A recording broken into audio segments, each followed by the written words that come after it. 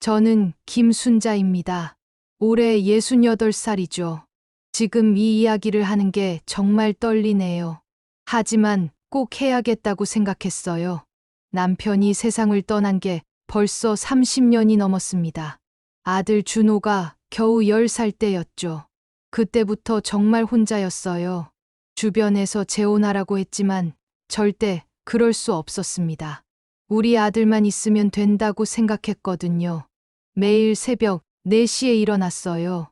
첫 번째 일터는 시장 안반찬 가게였습니다. 오전 6시부터 오후 2시까지 일했죠.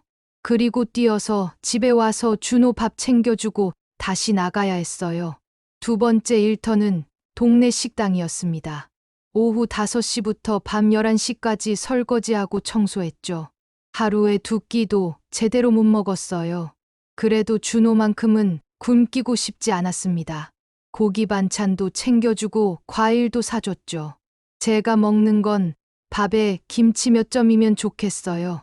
준호가 학원 가고 싶다고 하면 어떻게든 돈을 마련했습니다. 중학교 때부터 준호가 공부를 정말 잘했어요. 그때부터 학원비가 더 많이 들어갔죠. 한 달에 100만 원씩 나가니까 정말 힘들었습니다. 하지만 포기할 수 없었어요. 아들이 공부 잘하는 게 얼마나 자랑스러운지 몰라요. 고등학교 때는 더 심했습니다. 입시학원, 과외, 교재비까지 한 달에 200만 원이 넘게 들어갔죠. 저는 밤늦게까지 일했어요. 편의점 야간 아르바이트도 추가로 했습니다. 하루에 서너 시간밖에 못 잤어요. 그래도 견딜 수 있었습니다. 준호가 좋은 대학 가는 게 저희 꿈이었거든요. 대학 등록금은 정말 큰 산이었어요. 한 학기에 600만 원씩이니까 1년에 1200만 원이 들어갔죠. 자체까지 써가며 마련했습니다. 이자가 무서웠지만 어쩔 수 없었어요. 우리 아들 대학 못 보낼 수는 없었거든요. 그때 제가 자주 했던 말이 있어요. 준호 앞에서도 혼자 있을 때도 중얼거렸죠. 우리 아들만 잘 되면 저는 아무것도 바라지 않는다고요. 정말 그런 마음이었습니다. 아들이 성공해서 행복하게 살면 제 인생도 성공한 거라고 생각했어요. 몸은 너무 힘들었지만 마음은 행복했습니다. 아들이 공부하는 모습을 보면서 희망을 품었죠. 언젠가는 이 모든 고생이 보답받을 거라고 믿었어요. 준호가 좋은 직장 구해서 결혼하고 손자 손녀 낳아주면 그보다 더 큰 행복이 어디 있겠어요. 밤마다 기도했습니다. 우리 아들이 건강하고 성공하게 해달라고요. 저는 아무것도 바라지 않으니까 아들만 잘 되게 해달라고요. 그런 마음으로 20년을 버텼습니다. 정말 쉽지 않은 시간이었지만 후회는 없어요. 아들을 위해서라면 뭐든지 할 수 있었거든요. 준호가 드디어 대학을 졸업했어요. 그것도 대기업에 취직까지 했습니다. 정말 꿈만 같았죠. 20년 넘게 고생한 보람이 있다고 생각했어요. 취직 발표 나던 날을 잊을 수가 없어요. 준호가 전화로 알려줬거든요. 엄마 합격했다고 소리치더라고요. 저는 그 자리에서 눈물이 쏟아졌습니다. 정말 기뻤어요. 모든 고생이 다 보상받는 기분이었죠. 준호가 집에 와서 저를 꼭 안아줬어요. 그러면서 하는 말이 엄마 덕분이라고 고맙다고 하더라고요. 저도 눈물을 흘렸고 준호도 울었습니다. 그때 정말 행복했어요. 세상에서 가장 뿌듯했죠. 첫 월급 받고 나서 준호가 저에게 100만 원을 드렸어요. 용돈이라면서요. 정말 감동받았습니다. 그동안 고생이 헛되지 않았다는 생각이 들었죠. 우리 아들이 이렇게 효자로 커져서 너무 고마웠어요. 몇 년 후 준호가 여자친구를 데려왔습니다. 미진이라는 이름의 예쁜 아가씨였죠. 첫인상이 정말 좋았어요. 예의도 바르고 말도 곱게 하더라고요. 준호한테 잘 어울린다는 생각이 들었습니다. 미진이와 처음 만났을 때 기억이 생생해요. 어머니 안녕하세요 하면서 정중하게 인사하더라고요. 선물도 가져왔어요. 건강식품이었는데 정성이 느껴졌죠. 이런 며느리라면 정말 좋겠다고 생각했습니다. 결혼 준비할 때도 미진이가 참 좋았어요. 예단이나 혼수 같은 것도 부담 주지 않으려고 노력하더라고요. 집안이 넉넉한 편이었는데도 소박하게 하자고 했어요. 속이 깊은 아이구나 하는 생각이 들었죠. 결혼식 날은 정말 감동적이었습니다. 준호가 턱시도 입은 모습을 보니까 눈물이 났어요. 우리 아들이 이렇게 멋있게 컸구나 하는 생각에요. 미진이도 웨딩드레스가 정말 아름다웠어요. 천생연분이라는 말이 딱 맞았죠. 신혼살림은 준호 직장 근처에 차렸어요. 작지만 깔끔한 아파트였습니다. 저는 혼자 살림을 정리하고 있었는데 미진이가 자주 찾아와서 도와줬어요. 어머니 혼자 두면 안 되죠 하면서 챙겨주더라고요. 첫 번째 손자 태준이가 태어났을 때는 정말 기뻤습니다. 준호를 닮아서 눈이 또랑또랑하고 이뻤어요. 미진이 산후조리할 때 제가 매일 갔어요. 미역국도 끓여주고 집안일도 다 해줬죠. 그때는 정말 행복했습니다. 두 번째 손녀 서연이까지 태어나고 나서는 완전한 가족이 된 기분이었어요. 손자 손녀가 저를 할머니라고 부를 때마다 가슴이 뭉클했습니다. 이런 게 행복이구나 싶었죠. 그때만 해도 미진이가 참 착했어요. 명절 때도 성의껏 차례상 차려주고 저한테도 예의 갖춰줬거든요. 아이들도 저를 따랐고요. 정말 완벽한 며느리라고 생각했습니다. 하지만 시간이 지나면서 조금씩 달라지기 시작했어요. 변화는 서서히 시작됐습니다. 처음에는 작은 것들이었어요. 미진이가 예전만큼 따뜻하게 대하지 않는다는 느낌이 들었죠. 뭔가 말투가 차가워졌다고 할까요? 가장 먼저 느낀 건 아이들 교육 문제였어요. 태준이가 5살 될 때였습니다. 제가 한글을 가르쳐 주려고 했거든요.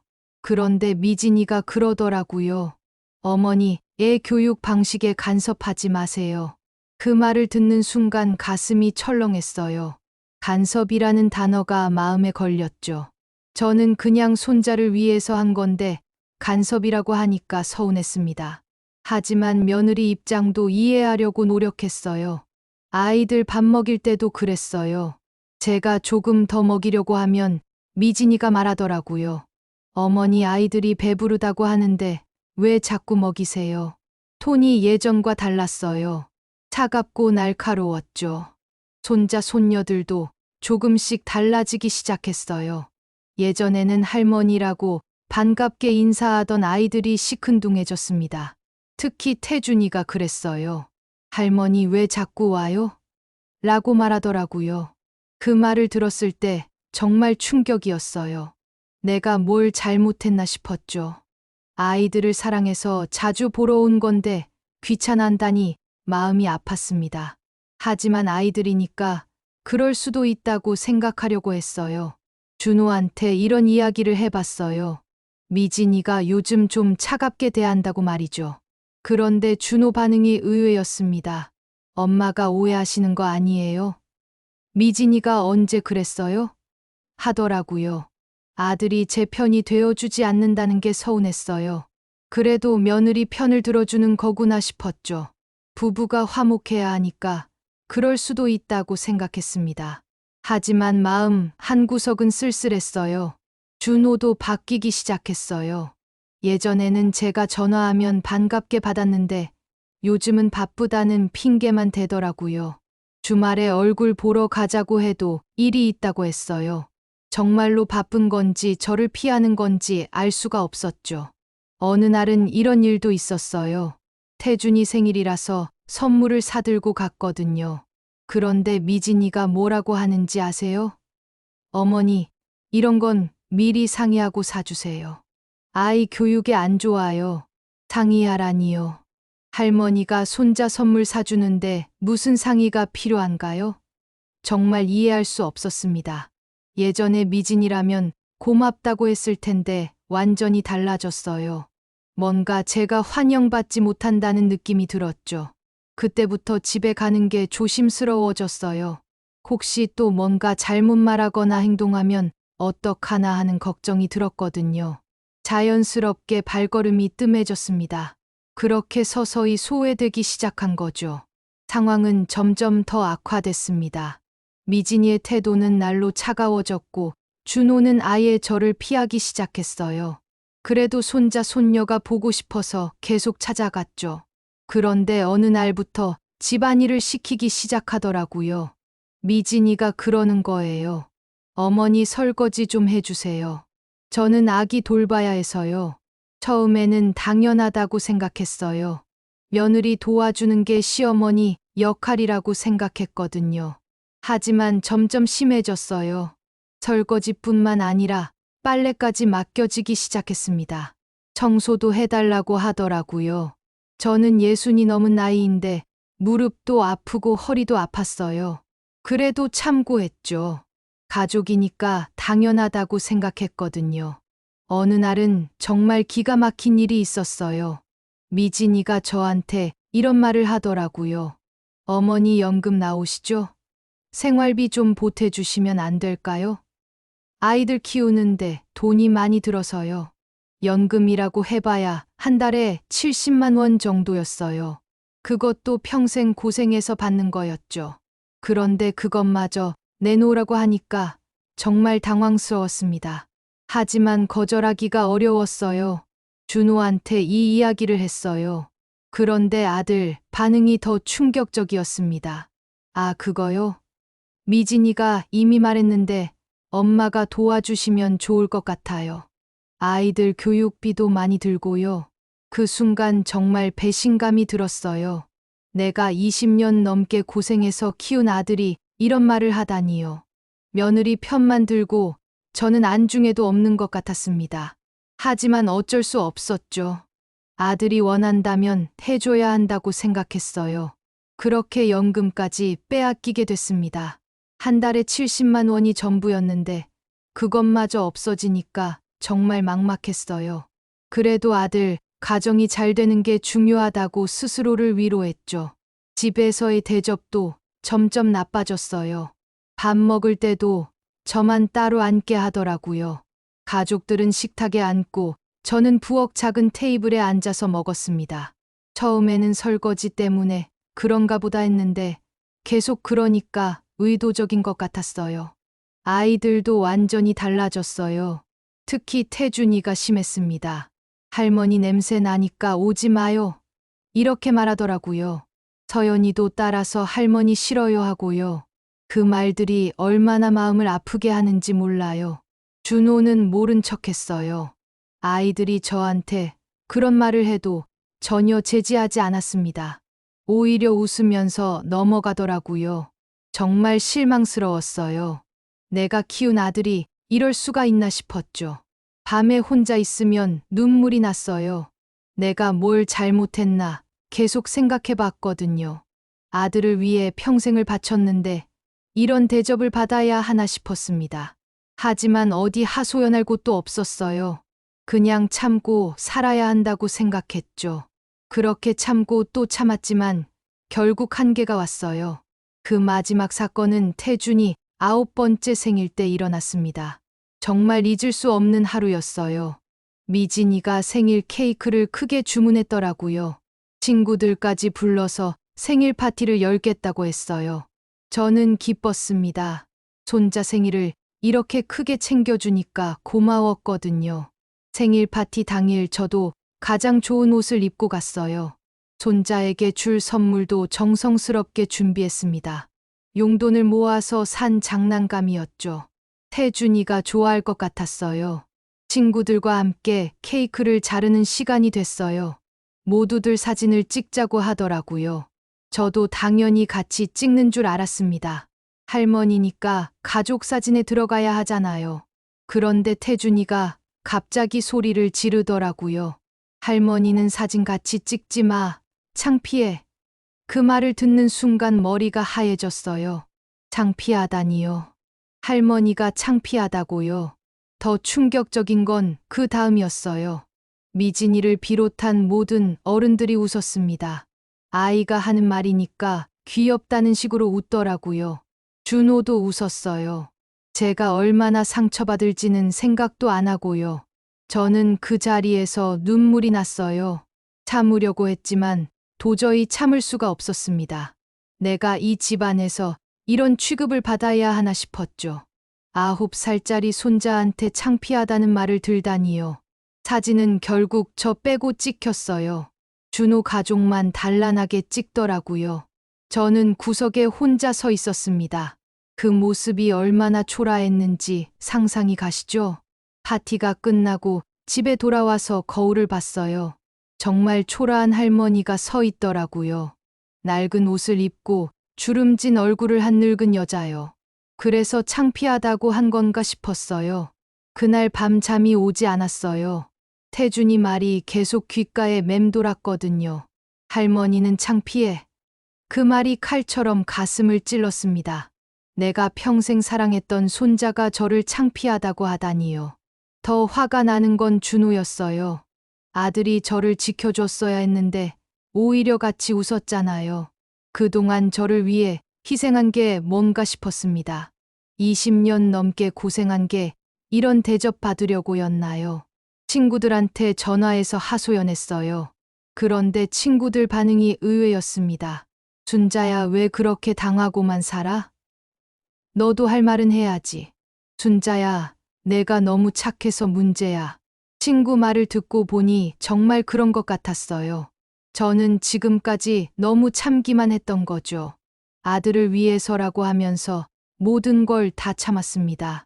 하지만 그 결과가 이런 모욕이었어요. 그날 밤 결심했습니다. 더 이상은 참을 수 없다고요. 나도 사람이고 존중받을 권리가 있다고요. 뭔가 해야겠다고 생각했어요. 정확히 뭘 할지는 몰랐지만 이대로 당하고만 살 수는 없었습니다. 그 굴욕적인 생일 파티 이후 며칠을 집에만 있었어요. 정말 우울했거든요. 친구들이 걱정해서 자꾸 나오라고 했지만 나갈 기분이 아니었어요. 그런데 친구 영희가 강제로 저를 끌고 나가더라고요. 동네 경로당에서 하는 작은 모임이었어요. 오랜만에 얼굴 보는 친구들이 많았습니다. 다들 저를 반갑게 맞아주더라고요. 그런데 이야기를 나누다 보니 깜짝 놀랄 일이 있었어요. 친구 정자가 그러더라고요. 순자야, 내 집 임대료 얼마나 받아? 전 세금이 올랐다면서. 저는 무슨 말인지 몰랐어요. 무슨 임대료요? 전세금이요? 그랬더니 친구들이 더 놀라더라고요. 영희가 자세히 설명해 줬어요. 순자야, 내가 살던 그 집 말이야. 그리고 내 남편 유산으로 받은 땅 말이야. 다 내 명의로 되어 있잖아. 그거 임대 주고 있는 거 아니야? 그제서야 기억이 났어요. 정말로 그런 게 있었어요. 남편이 살아있을 때 작은 집 한 채와 땅이 좀 있었거든요. 남편이 돌아가신 후에 제 명의로 넘어왔었죠. 그런데 아들이 알아서 관리하겠다고 해서 맡겨뒀었어요. 준호가 그때 뭐라고 했는지 기억났어요. 엄마, 이런 거 관리하기 복잡하시죠? 제가 알아서 할게요. 세금도 내고 임대도 놓고요. 저는 그런 일 모르니까 맡겼던 거예요. 영희가 더 충격적인 말을 했어요. 순자야, 그 임대료가 한 달에 200만 원은 될 텐데 넌 한 푼도 못 받고 있는 거야? 200만 원이요? 정말 그렇게 많이 나와요? 집에 돌아와서 서랍을 뒤졌어요. 오래된 서류들이 있을 거라고 생각했거든요. 정말로 있더라고요. 부동산 등기부 등본이요. 분명히 제 이름으로 되어 있었어요. 집도 땅도 모두 김순자 명의였습니다. 그럼 그동안 준호가 받은 임대료는 뭔가요? 제 돈인데 왜 제가 못 받고 있는 거죠? 더군다나 저한테는 연금까지 내놓으라고 하면서 말이에요. 이게 말이 되나요? 다음 날 준호에게 전화했어요. 아들아, 우리 집 임대료 이야기 좀 하자. 그랬더니 준호가 당황하더라고요. 그거요? 엄마, 그런 건 복잡해서 제가 알아서 관리하고 있어요. 관리하고 있다고? 그럼 임대료는 어디 가는 거냐? 물어봤더니 준호가 말을 더듬더라고요. 그거는 세금도 내고 관리비도 있고 그래서 별로 남는 게 없어요. 엄마, 걱정 마세요. 별로 남는 게 없다고? 친구들 말로는 한 달에 200만 원은 받을 텐데. 그렇게 물어보니까 준호가 짜증을 내더라고요. 엄마 그런 거 계산하기 복잡해요. 제가 알아서 하고 있으니까 신경 쓰지 마세요.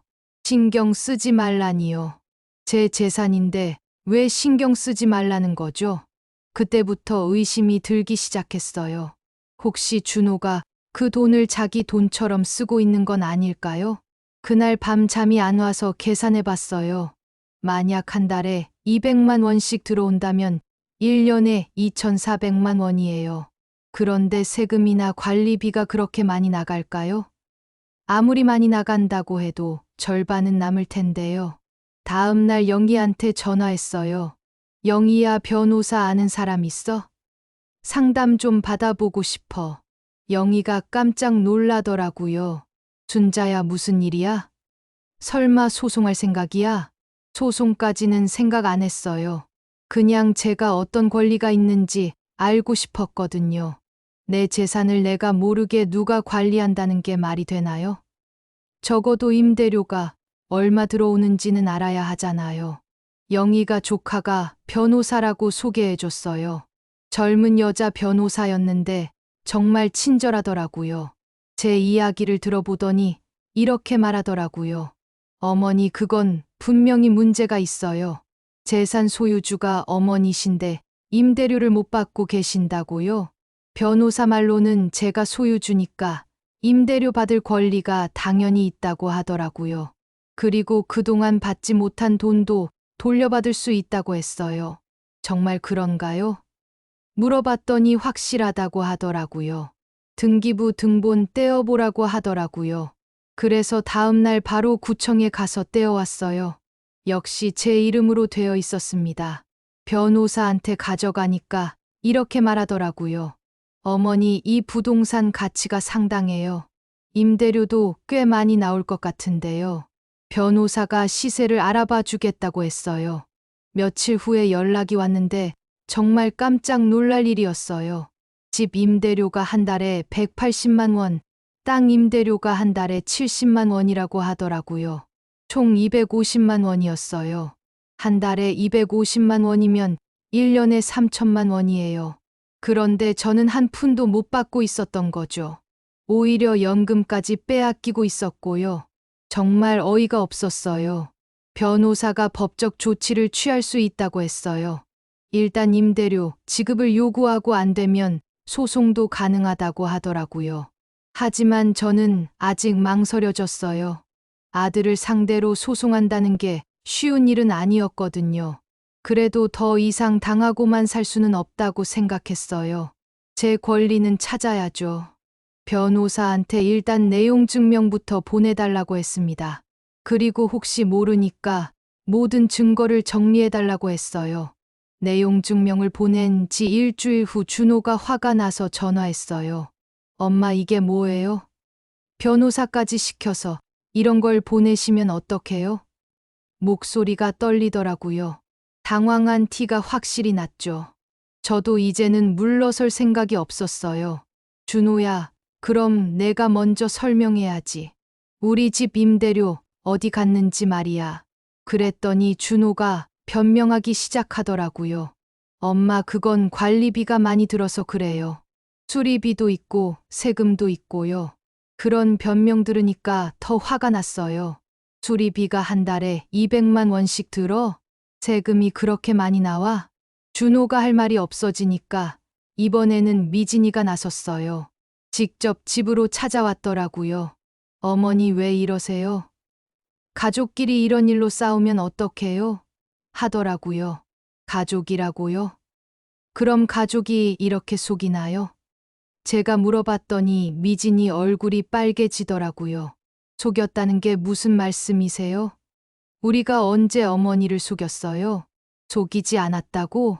그럼 임대료 이야기는 왜 한 번도 안 해줬니?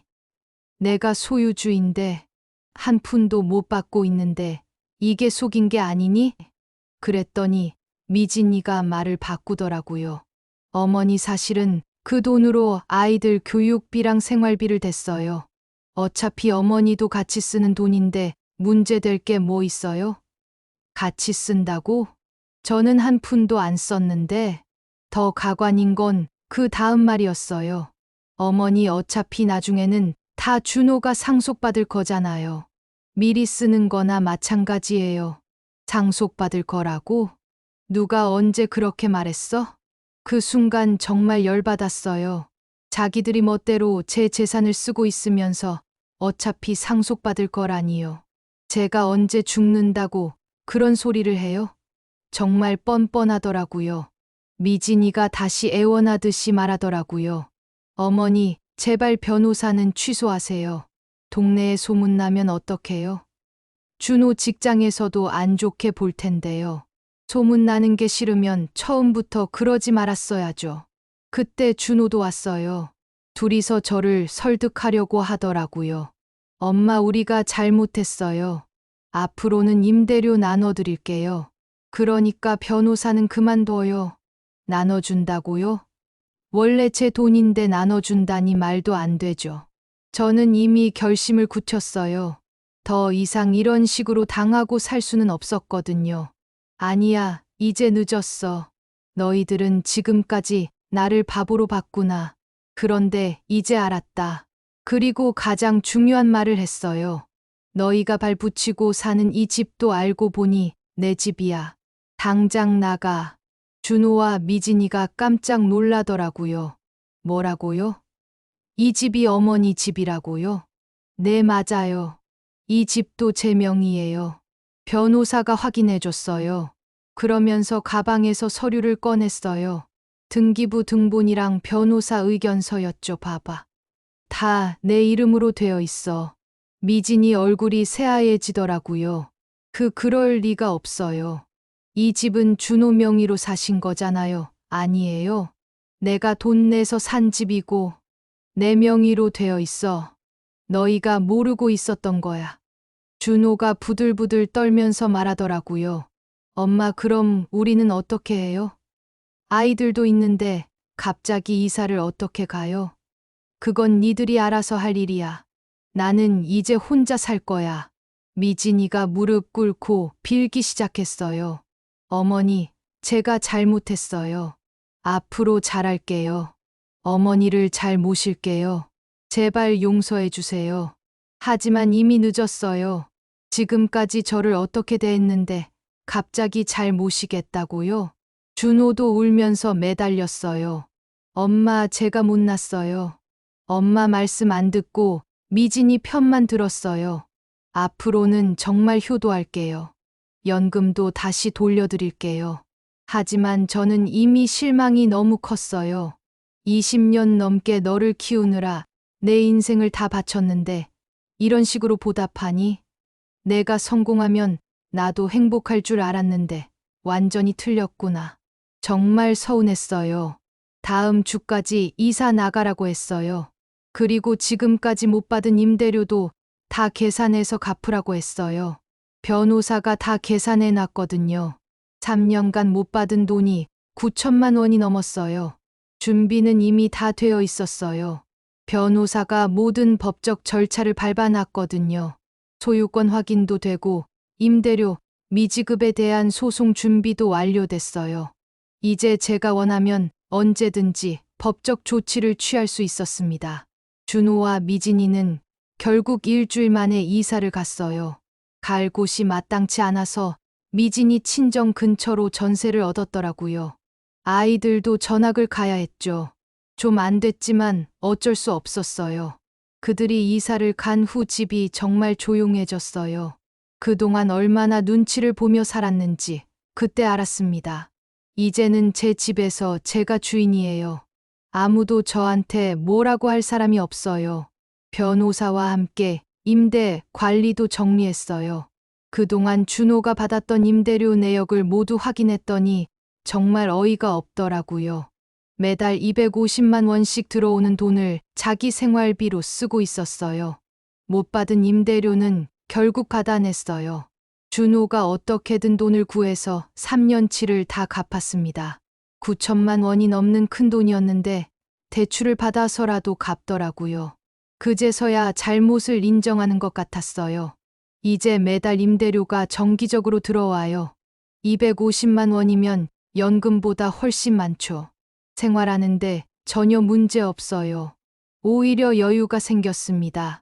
그동안 얼마나 궁핍하게 살았는지 새삼 깨달았어요.